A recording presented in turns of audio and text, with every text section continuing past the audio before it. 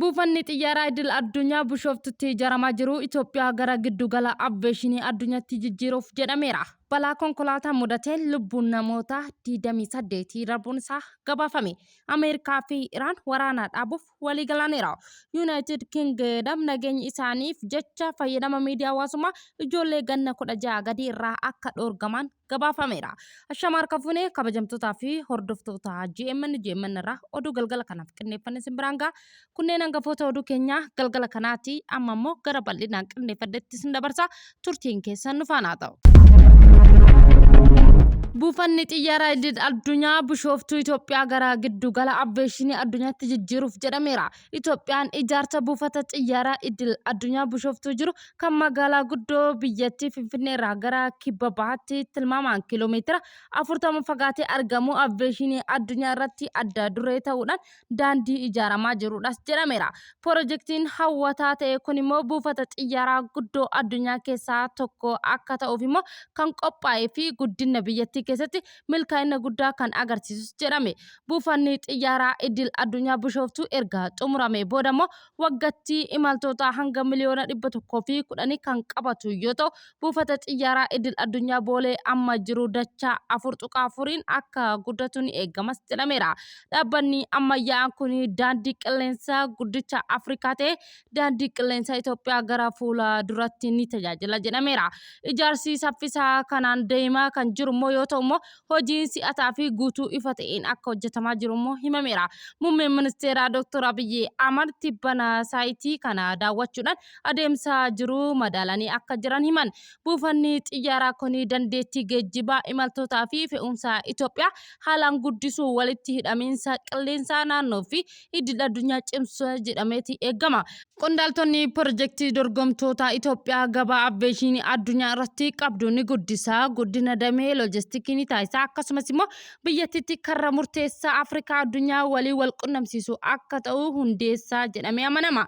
Buufanni xiyyaaraa idil addunyaa bishooftuu mul'ata yeroo dheeraa Itoophiyaa jijjiirama diinagdee fi eda'amuu naannoof qabdu keessatti qaama ijoodhas jedhameera. Sabni kun guddina itti fufiinsaa qabuuf kutannoo qabaachuu fi wiirtuuwwan abbeeshinii addunyaa olaanoo keessaa of dhabuuf immoo hawwii qabdu calaqqisiisuudhas jedhaniiru. Piroojeektoota bu'uuraalee misoomaa biyyattii gurguddoo keessaa tokko ta'uudhaan buufanni xiyyaaraa kun imala fooyya'aa daldalaa dabaluu fi guddina biyyoolessaaf dabalatee faayidaa bal'aa ni argamsiisas jedhamee eegama. Buufanni xiyyaaraa idil addunyaa bishooftuu gahee Itoophiyaa waltajjii addunyaa irratti qabdu irra deebiin bocuudhaan heegeree fi ifa ta'eedhaan abbeeshinii karaa saaquuf jiraas jedhameeti jira. Balaa konkolaataa guyyaa har'aa mudatee lubbuun namoota 28 darbuun isaa gabaafame. Balaa konkolaataa gaddisiisaa konkolaataa deddeebisaa uummataa Dasee irraa gara magaalaa Finfinneetti imalaa ture irratti qaqqabee lubbuun namoota 28 darbuu poolisiin beekseera. Balaan kun kan mudate daandii magaalaa Dasee fi Kombolchaa gidduutti argamu addatti bakka Harag jedhamu irratti ta'uu isaa ibsame. Konkolaattonni kunneen osoo imaltoota fe'anii deemuun balaa kanaan akka jalaa jeeqame ibsameeti jira. Akka gabaasa dhaabbata miidiyaa Amikoo irratti hundaa'uudhaan dhiyaateen konkolaachiftonni deemsa isaan irratti osoo jiru hallayyaa gadi fageenyaa meetira 100 qabu keessatti gadi garagaluun isaa gabaafameera. Kana kan ka'e immoo lubbuun namoota darbuu malees immoo imaltoota biroo konkolaachiftota keessa turan irra miidhaan qaamaa cimaa fi salphaan akka qaqqabee gabaafameera. Yeroo ammaa kanatti ammoo namoonni balaa kanaan miidhaman lubbuun hafan hatantamaan gara buufata fayyaa geessuun yaala wal'aansaa akka taasifamaa jiru immoo itti ibsameeti jira. Poolisiin dhimmichi hordofee kan jiru yoo ta'u immoo ka'umsi bu'uura balaa kanaa lubbuun namoota hedduu galaafate kanaa maal akka ta'e immoo qoratamaa akka jiru ibsameeti jira.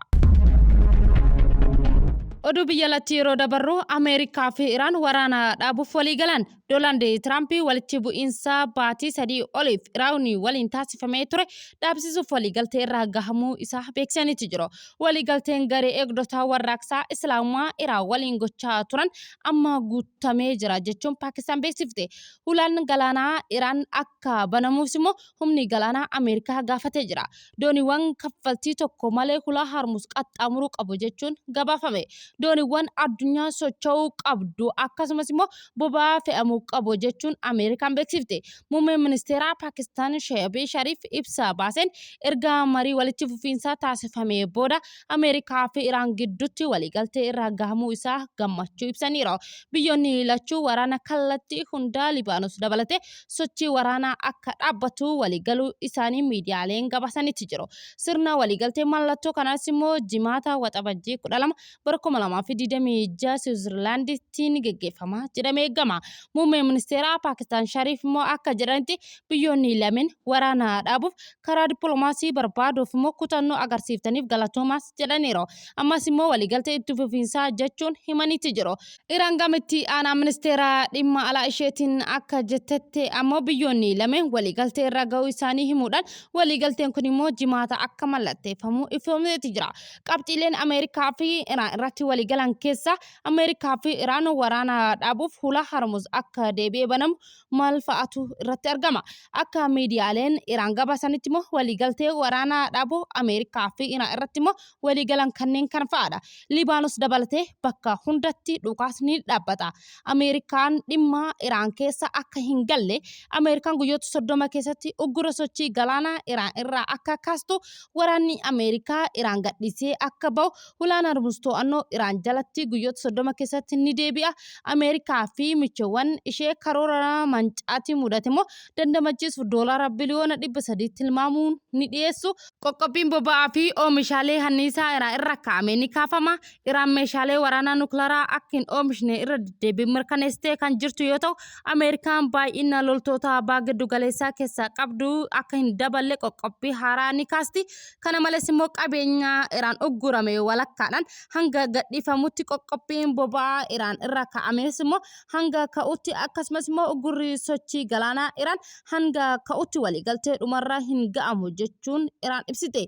Waliigaltee kana immoo dhumma mana murtii nageenyaa dhaabbata biyyoota gamtoomanii ragga'uu akka qabu Iraan gaafachuun gabaafameera. Maddi odeeffannoo keenya immoo BBCdha. Biyyoonni United Kingdom nageenya isaaniif jecha fayyadama miidiyaa hawaasummaa ijoollee ganna 16 gadi akka dhorgamu gabaafame. Mootummaan United Kingdom ijoollee umurii waggaa 16 gadi miidiyaa hawaasaa akka hin fayyadamneef ittisa bal'aa kan labse yoo ta'u dhorkiin kun immoo bara 2017 as adeemuu kan ganna irraa eegale hojiirra kan oolu ta'uu isaa beeksiseera. Muummeen ministeeraa akka ibsetti immoo imaamata kana waxabajjii 15 kan ifa taasisu yoo ta'u kunis immoo ijoollee miidhaa toora intarneetii irraa ga'u hambisuuf immoo bara umrii daa'imummaa isaaniif malu daa'immaniif immoo deebisuuf tarkaanfii seenaa qabeessa ta'edhas jedhameera. Tarkaanfiin kun kan darbee marii mootummaa addunyaa toora intarneetii keessatti guddachuu jechuudhaan geggeeffamuu deebii kan ibse yoo ta'u immoo hordoftoonni marichaa immoo maatiiwwan 90 fayyadamiinsa miidiyaa hawaasaa waggaa ijoollee 16 gadiif immoo akka dhorgan waliigalaniiru. Seera haaraa kanaan fuulawwan miidiyaa hawaasaa gurguddoo dhimma walqunnamtii fayyadamtoota algoritmii hojjetan kanneen akka TikTokii, Instagramii, Snapchatii, Facebookii, tajaajiloota hawaasummaa, YouTubii fi kanneen kana fakkaatan dabalatee fayyadamtoota umrii ganna 16 gadi ittisuuf akka jiru himameera. Akka gabaasa The Guardian itti tajaajiloota ergaa walii erguu isaa beeksiseetiin WhatsAppiin dhorgaa kana keessa bilisa ta'uu isaa ibseeti jira. Mootummaa UK dabalatee eegumsa bal'aa taasisuu fi karoorfatee jira kan jedhamu kunis immoo tajaajila dambalii kallattii miidiyaa hawaasummaa tamsaasuu akka jiru daangessuu namoota gurguddoo hin beekamneen walqunnamtii uumuu dhowwuu immoo tajaajila akka hin arganne jaalala hubannoo namtolchee kana hojjeta dhowwuu isaa dabalateeti. Hojiirra oolmaa si'ataa daangessuuf immoo imaltoota namni akka ardaa isaatti immoo araada hin taaneef taasisuuf kan dabalate yoo ta'u daangaa malee bilbila irraa turuun qabiyyeewwan qofa oliif gadi dabarsuun hin barbaachisu jechuun himaneera. Dhaabbanni tajaajila kana dhiyeessu sirna mirkaneessaa umrii cimaa ta'e akka diriirsu kan gaafatame yoo ta'u wixinee seeraa kun guutamee osoo ayyaanni qillee hin gahiin dura paarlaamaaf ni dhiyaata jedhamee eegama. Akka gabaasa BBCtti dhorkiin kun seera nageenyaa toora intarneetii UK kana kan diriirse yoo ta'u irratti kan hundaa'e ta'uu isaa kunis immoo egeeyyii fayyaa seera kabachiiftota falmitootaa fi maatiiwwan miidhaan irraa gahe irratti yaaddoo fayyadama miidiyaa hawaasaa garmalee ta'ee fayyadamuu isaanii dargaggoota irratti fiduu dabalaa dhufuu isaa ibsameera. Wixineen kun maatiiwwanii fi falmitoota nageenya ijoollee baay'eedhaan deeggarsa cimaa kan argate yoo ta'u, dhaabbanni teknooloojii gurguddoo kanneen akka Meetaa, yuutuubii, Snaapchaatii akkasumas immoo kan biraa dabalate garuu daangeffamni kun dargaggoota gara fayyadama intarneetii seera hin hordofnetti osoo hin taane hin danda'amne hojiirra oolchuu isaa rakkisaa taasisaa jiraachuu akeekkachiisaniiru.